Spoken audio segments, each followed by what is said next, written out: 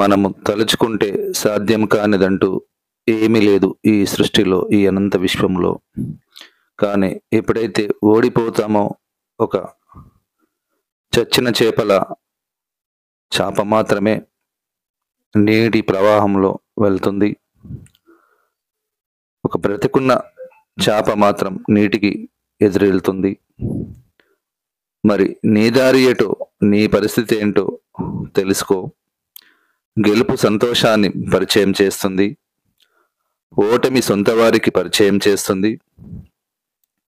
తగిలిన ప్రతి గాయాన్ని తలుచుకుంటూ, పోయిన జ్ఞాపకాలను పదే పదే తలుచుకుంటూ, నీ యొక్క ఆలోచన పోయిన వాటి గురించి ఆలోచిస్తూ ఉంటే, నీ బాధ యొక్క ఆలోచన రెట్టింపే అవుతుంది. కానీ నీ బాధను తీర్చేది మీకు ఎక్కడ కనిపించదు.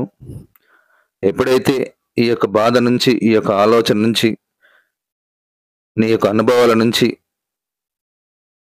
నీ యొక్క అనుబంధాలు, ఆనందాలు, సంతోషాలు, దుఃఖం దూరమైన వాటి గురించి పదే పదే ఆలోచిస్తే, నీ చుట్టుముట్టు ఉన్న బంధాలు, బంధుత్వాలు దూరమైనవని ఆలోచన చేస్తూ ఉంటే, పదే పదే నీ యొక్క ఆలోచన నీ విజయానికి అడ్డంకులు వేస్తాయి, అడ్డుకట్ట వేస్తాయి.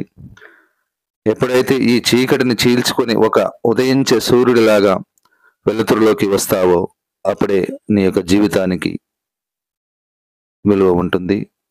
వెలుతురులోకి వచ్చాకే నీ చుట్టూ మళ్ళీ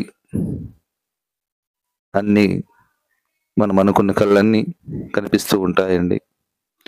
ఇది మన ఆలోచన చేసే విధానాన్ని బట్టి ఉంటుంది. మనం ఏది అనుకుంటే అదే చేయడానికి సిద్ధంగా ఉన్నాం.